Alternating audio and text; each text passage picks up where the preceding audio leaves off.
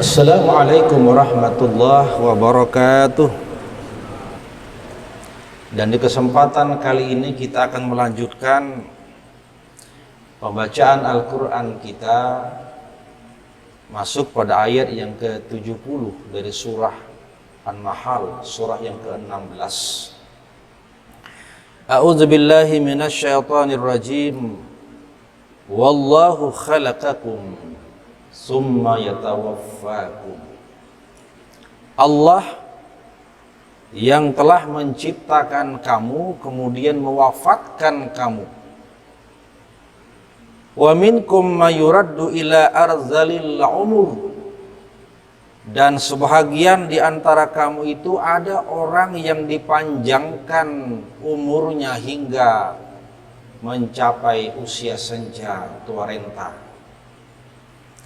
Likai la ya'lama ba'da ilmin syai'a, sehingga dia tidak tahu lagi apa yang sebelumnya dia ketahui.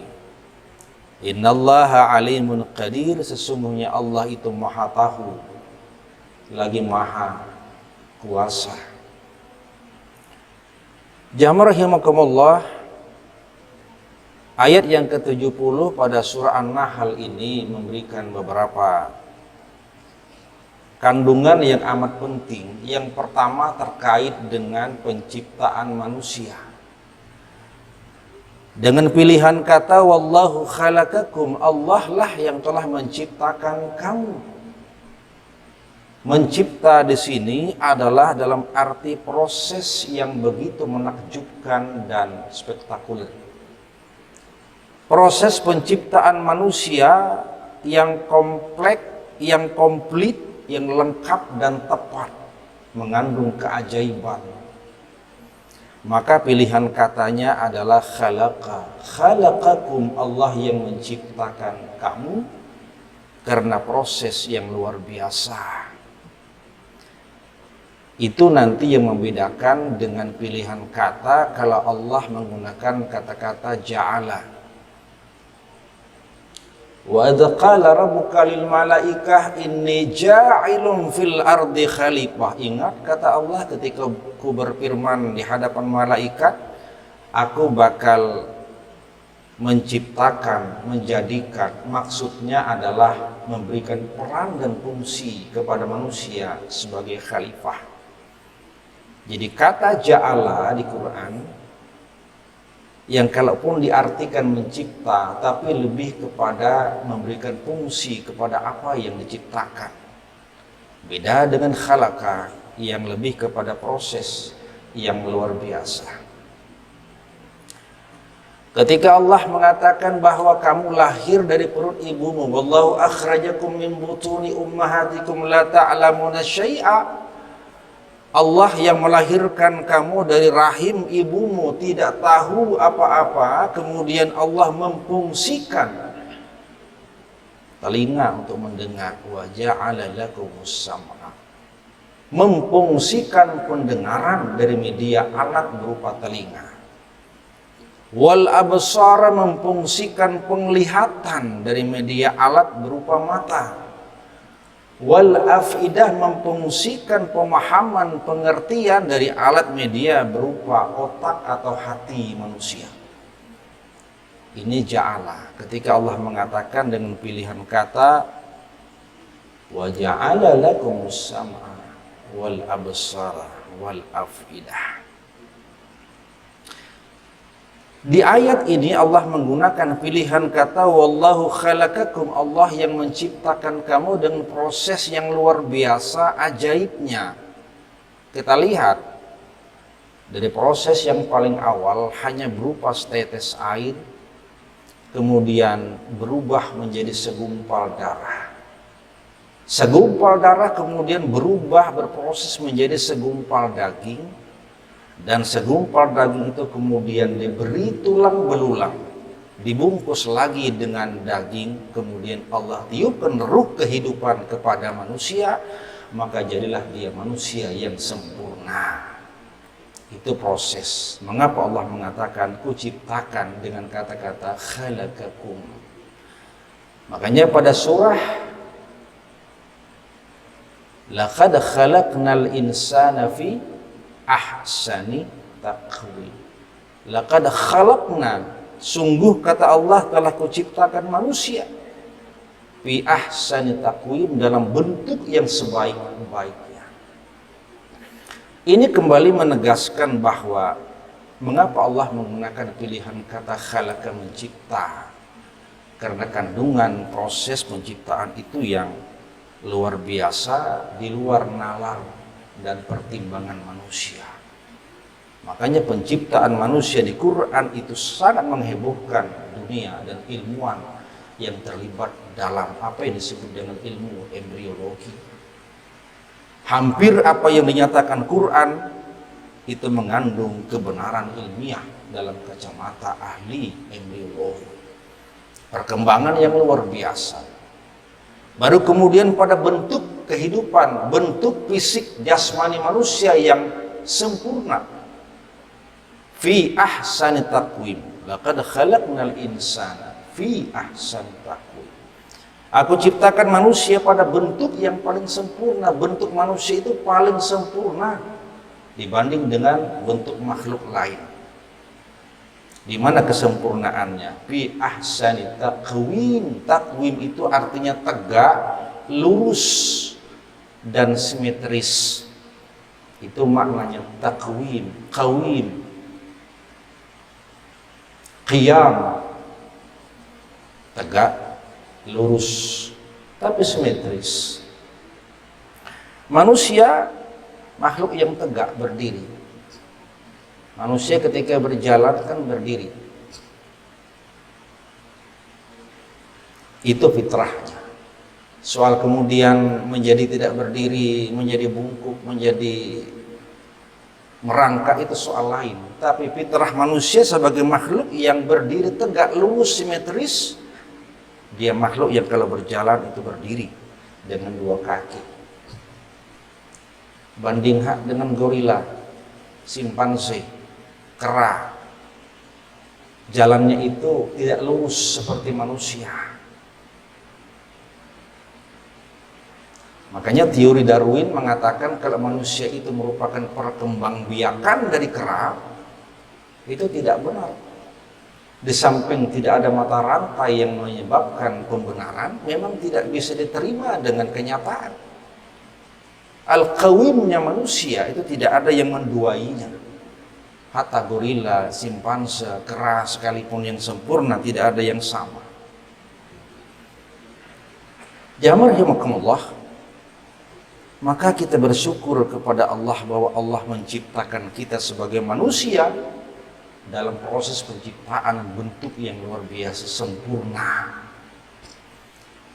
Jasmani fisik, kelengkapan kita lengkap, komplit.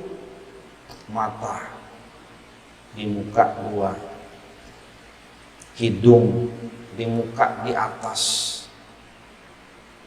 telinga dua kiri kanan, simetris, tepat, tidak salah. Bayangkan mata di betis,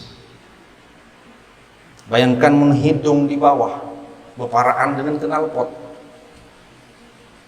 Keadilan Allah, ahsani taqwim, itu luar biasa sempurnanya manusia dalam proses penciptaan secara fisik, jasmaniah.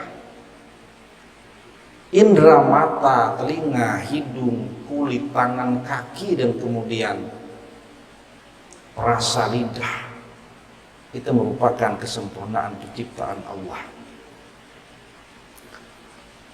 Dengan itulah kemudian manusia berkembang, hidup, menempuh dan menjalani kehidupan. Kita syukuri sebagai makhluk Allah yang paling sempurna. Makanya di awal kita katakan alhamdulillahilladzi faddalana ala katsirin mimman khalaqahu tafdila. Maha suci Allah yang telah melebihkan kita dalam penciptaan makhluk, melebihi makhluk-makhluk Allah yang lain. Lalu yang kedua, Allah mengatakan summa yatawaffakum, kemudian Allah mewafatkan kamu. Ini menggambarkan ada proses perpindahan kehidupan manusia.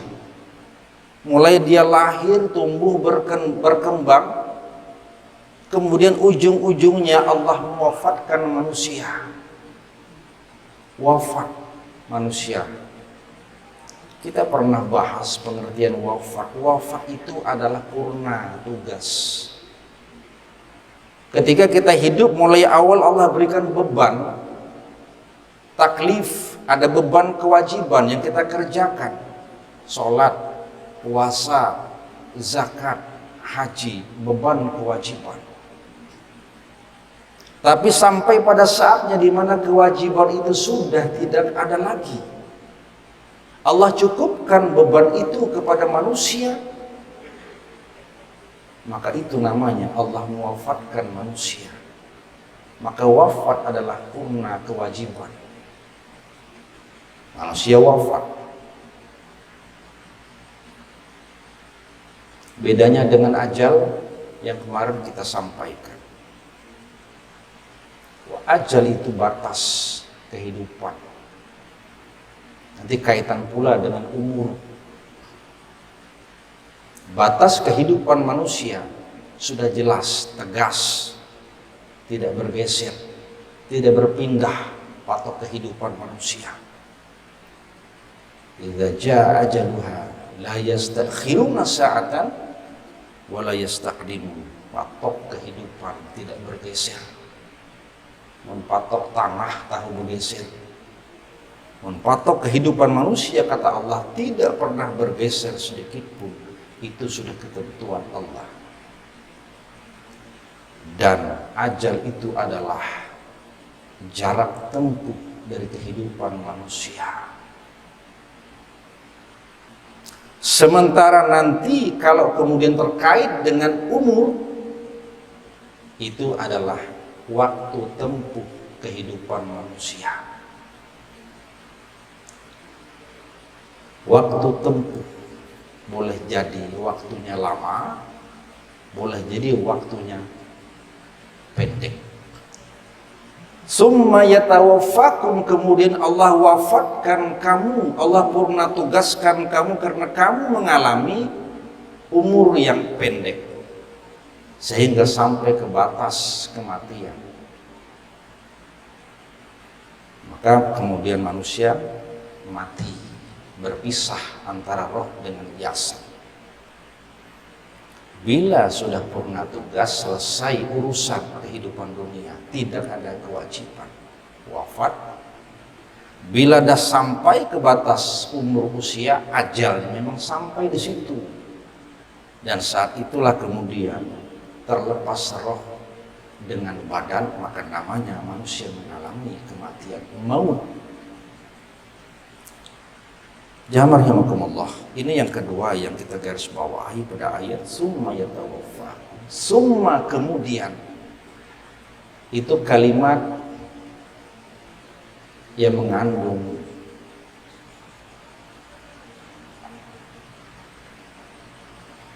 kepenyertaan, tapi tidak ada jeda. Antara kehidupan dengan wafat kematian manusia hampir tidak ada jeda. Karena akhir suatu kehidupan wafat atau mati. Tidak ada mengantara.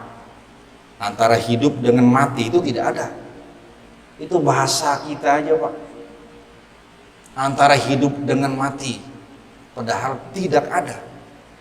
Kata-kata summa tawaffakum itu menunjukkan kebersamaan.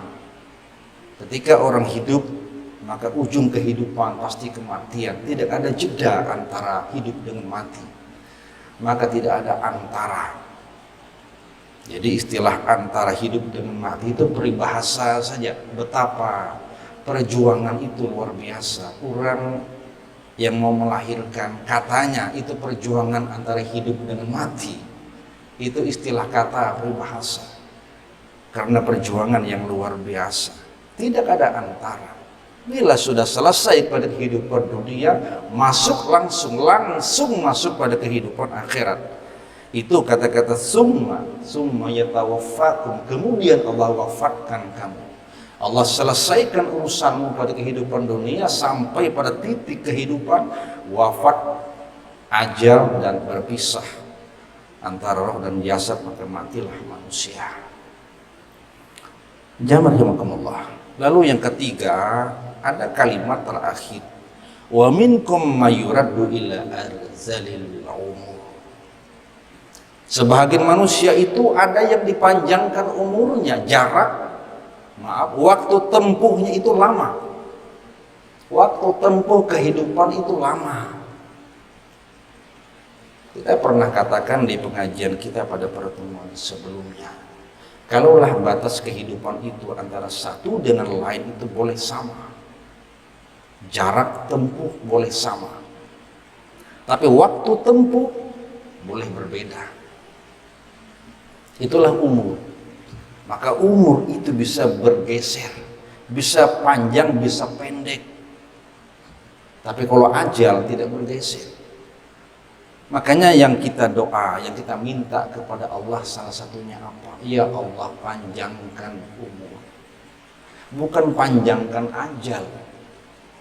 Bukan panjangkan wafat. Bukan panjangkan maut, panjangkan umur. Karena itu adalah waktu tempuh menuju pada ajal, batas kematian. Maka ada trik atau cara bagaimana kita memperpanjang umur. Salah satunya kemarin adalah silaturahim. Makanya Rasulullah mengatakan perbanyak silaturahim, itu cara trik bagaimana kita memperpanjang umur kita. Umur tidak terkait dengan hitungan usia. Umur terkait dengan kemakmuran hidup. Sesuai dengan akar kata umur, itu artinya maknanya adalah kesejahteraan. Bagaimana kita bisa berbuat yang lebih baik, memakmurkan, berbuat atau melakukan hal yang lebih baik. Itu namanya adalah umur kita. Di bagian akhir ayat Allah mengatakan, sebahagian di antara manusia ada yang kami panjangkan ila arzalil umur, kami panjangkan waktu tempuh kehidupannya. Ini yang disebut dengan usia, senja, tua renta. Imam Ar-Razi dalam Mafatihul Ghaib atau Tafsir Al-Kabir itu menjelaskan ada empat fase dari usia manusia. Yang pertama yang disebutnya dengan Sinun Nusyu wan Nama, usia pertumbuhan dan perkembangan manusia. Ini yang pertama. Pertumbuhan dan perkembangan manusia itu mulai dari kita lahir kecil, kemudian masa kanak-kanak, bahkan masa remaja. Kisaran waktu sampai dengan 33. Ini kata Ar-Razi. Yang kedua adalah Sinnus Syabab, masa muda, yang kalau dihitung oleh beliau usia kurang lebih 33 sampai dengan 50. Muda Pak, jadi kalau 50 masih muda. Hitungan Ar-Razi. Tetapi masa muda ini masa Sinul Wukuf.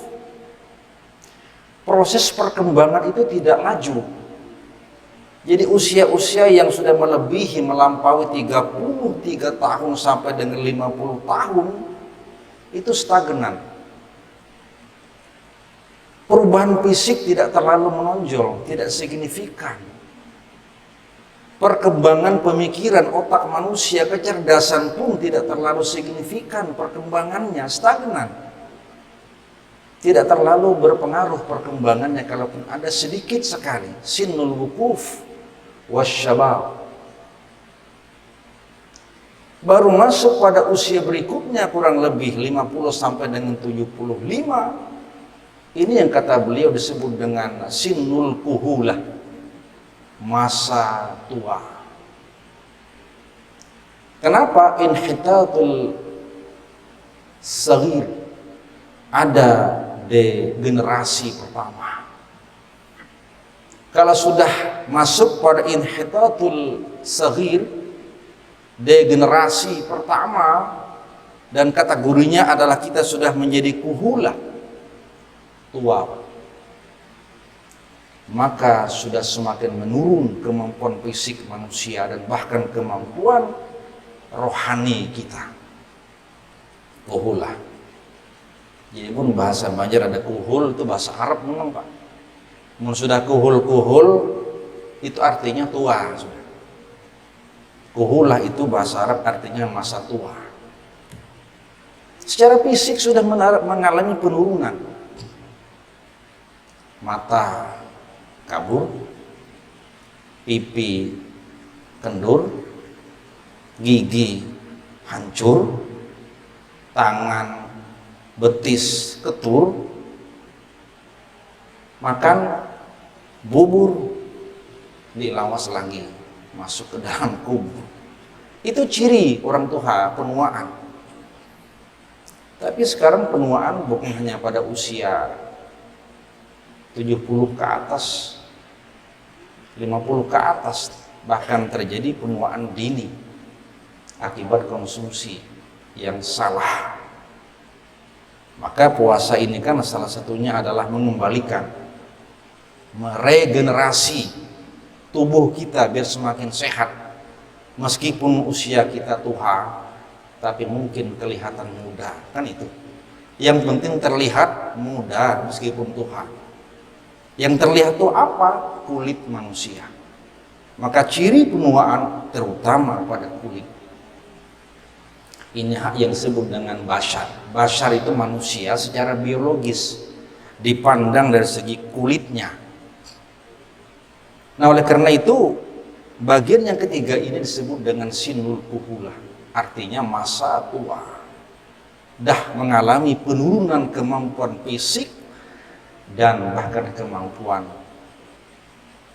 rohani. Sampai kemudian melebihi batas 70 tahun, melebihi bahkan 75 sampai dengan 100, ada yang sekarang 120, itu yang disebut dengan sinus syuyukhah, masa tua renta. Sudah tua renta, ini dah masa senja Pak, para maghrib. Ini paling parah, ini disebut dengan inhitatul kabir di generasi yang kedua. Kalau ini payah, hampir tidak berfungsi dengan baik. Fisik sudah pasti, bahwa mata sudah tidak melihat karena kabur, pipi sudah kendur pasti, gigi sudah hancur, berhambur pasti, makan bubur pasti, makan tidak teratur, kemana-mana dibawa dipapah ke kasur, itu sudah tua renta. Bahasa kita masuk kategori pikun, demensia. Jadi gejala pikun atau demensia, udah ketuaan, faktor usia. Jamaah, secara rohani ini sangat lemah sekali, dipengaruhi oleh fisik manusia, tapi tidak mutlak fisik itu tua lalu mempengaruhi kepada psikis rohani. Tidak semua. Ada kalangan tertentu yang kalau usia itu tua renta dari segi usia, tapi rohani masih kuat, tegar, segar, bugar, ingatan masih kuat. Ini kalau sudah tua renta, masuk demensia, masuk pikun, itu kan ingatan sudah tidak kuat, bahkan banyak lupa ketimbang ingatnya. Di peingatan. Tapi ada baiknya kurang sering lupa atau tidak peingatan. Bila terkait dengan hal-hal yang buruk, yang jahat, yang menyedihkan, menyakitkan, ada baiknya, lupa sudah. Diingat lagi dengan yang bahari betapa sakitnya, betapa tersiksanya. Tidak ingat ada baiknya. Tapi banyak tidak baiknya kalau orang memang sudah lupa. Makanya dikatakan likaila ya'lama ba'da ilmin syai'a. Dia sudah tidak mampu lagi mengetahui yang sebelumnya dia tahu. Jadi kepikunan itu di Quran dah dibahas juga. Tapi ada sisi lain juga bahwa orang lupa itu kadang-kadang ada upaya untuk mencari kebaikan di balik yang lupa. Bagaimana seorang kakek hidup berdua dengan nenek, ya tuha renta dah, tapi masih bisa beraktivitas. Datang hak tamu ke rumah, kawan sesama tuha juga datang bela, assalamualaikum, waalaikumsalam. Dia sekai di rumah dengan neneknya di rumah tuh berpesan nek, tapi tidak manggil nenek. Tolong bikinkan tamu kita ini minuman. Dia panggillah sayang. Sayangku, polahkan pang tamu kita nih air, jamu dengan baik. Ujar si nenek menyahuti, baik kekasihku. Si kait sayang, si nenek kasih. Begitu datang disodorkan, ini minumannya. Wahai cintaku, ujar si nenek kepada si kait tadi. Ujar si kait membalas terima kasih pujaan hatiku. Si tamu kemudian termengah ya, kebingungan. Sampai setuha ini kok masih mesra dengan panggilan cinta, kasih, sayang, buahan hati, my love. Apa rahasianya? Masih ada ke Bu? Setuha ini masih romantis, masih mesra dengan panggilan-panggilan yang indah, my darling, my love, cintaku, kasihku. Si kawan yang beelang tadi rupanya rasa cemburu juga. Apa kira-kira nih rahasianya? Kok masih bisa semesra ini padahal sudah tuha, betuhaan? Kita tidak tahu rahasianya. Iya. Apa rahasianya? Sini kepada. Tapi cukup kita aja yang tahu nih ya. Jangan berkisah dengan orang lain. Iya. Aku panggil istriku cinta, aku panggil istriku sayang, my love, my darling. Tahu kita. Karena aku sudah tidak ingat lagi siapa nama istriku. Ini baiknya Pak. Jadi tidak baik apa namanya, orang tidak ingat lagi itu ada baiknya juga, tapi dicari sublimasinya apa kira-kira penggantinya. Mungkin kita diingat dengan namanya sudah tuha renta ya kan, sudah apa namanya pikun, nama bini saja lupa. Kira-kira ada di kita tuh ya, nama bini kita siapa Pak? Lupa boleh. Ini kisah artinya betapa orang lupa itu ada sisi baiknya. Ya rahimakumullah. Lalu kemudian Allah akhiri dengan kalimat innallaha alimun qadir. Sesungguhnya Allah itu Maha tahu. Tahunya Allah di sini berkaitan dengan hikmah di balik penciptaan. Allah Maha tahu dengan usia dan perjalanan hidup manusia yang dia tempuh. Dia matikan orang dalam usia dini. Ada yang anak-anak sudah mati, remaja mati, dewasa mati.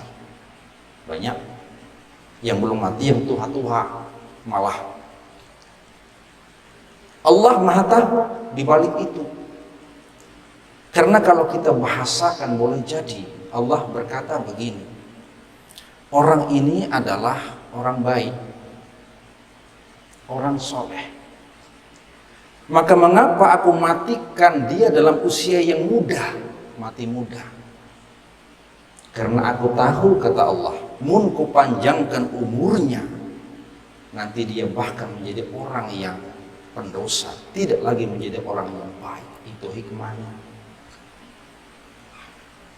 Atau sebaliknya, Allah Maha tahu ini orang ini jahat, penjahat, dia pendosa, tapi Allah panjangkan umurnya karena Allah tahu. Karena Allah tahu bahwa nanti kalau dia sudah beranjak dewasa, bahkan sudah tua, meskipun awalnya dia pendosa, tapi nanti dia menjadi orang yang bertaubat, orang yang bertaubat atas dosanya, maka dia akan baik di mata Allah. Ini yang dikandung dalam kata-kata Innallaha alimun, Allah Maha tahu rahasia di balik kehidupan dan perpindahan kehidupan, bahkan umur manusia yang pendek, di mana Allah mematikan atau bahkan memanjangkan. Qadirun, Allah Maha kuasa. Allah kuasa kemudian memanjangkan umur seseorang ila arzalil umur, sampai dengan tua renta usia senja. Allah berkuasa. Ini sekaligus menjadi jawaban Al-Quran terhadap pernyataan kalangan medis yang murni medis, bahwa perubahan usia dengan umur semata-mata faktor usia dan perkembangan kehidupan manusia itu sendiri. Tapi Allah mengatakan tidak semata-mata perkembangan proses alamiah dari kehidupan manusia, tapi Allah ingin menunjukkan siapa yang mengatur itu, siapa yang memindahkan kehidupan manusia yang awalnya kanak-kanak menjadi remaja, menjadi dewasa, menjadi tua, menjadi tua renta, kalau bukan aku, kata Allah. Jadi bukan soal semata-mata faktor biologis atau pendekatan medis semata, tapi yakinlah bahwa di balik semua itu aku, kata Allah, yang mengatur. Innallaha alimun qadirun, aku, kata Allah, maha mengetahui lagi maha kuasa. Maka mudah-mudahan ayat yang ke-70 lanjutan kita ini memberikan pelajaran penting kepada kita bahwa kita ini manusia yang paling sempurna dengan proses penciptaan yang luar biasa. Allah berikan kelengkapan fisik yang komplit, yang tepat, dan kelengkapan rohani yang membantu kesempurnaan manusia. Dan hidup kita tentu ada batasnya, dan semua itu adalah Allah yang menentukan. Maka kita berharap semoga hidup ini penuh dengan kebaikan dan keberkahan. Ramadan adalah bulan keberkahan. Mudah-mudahan kita bisa meraih sisi keberkahan ini selama di bulan suci Ramadan. Allahumma inna nas'aluka ridhaka wal jannah wa na'udzubika min sakhatika wan nar. Allahumma innaka afuwun karim tuhibbul 'afwa fa'fu 'anna ya karim. Rabbana atina fid dunya hasanah wa fil akhirati hasanah wa qina adzaban nar. Aqulu qouli hadza wa astaghfirullah. Wassalamu alaikum warahmatullahi wabarakatuh.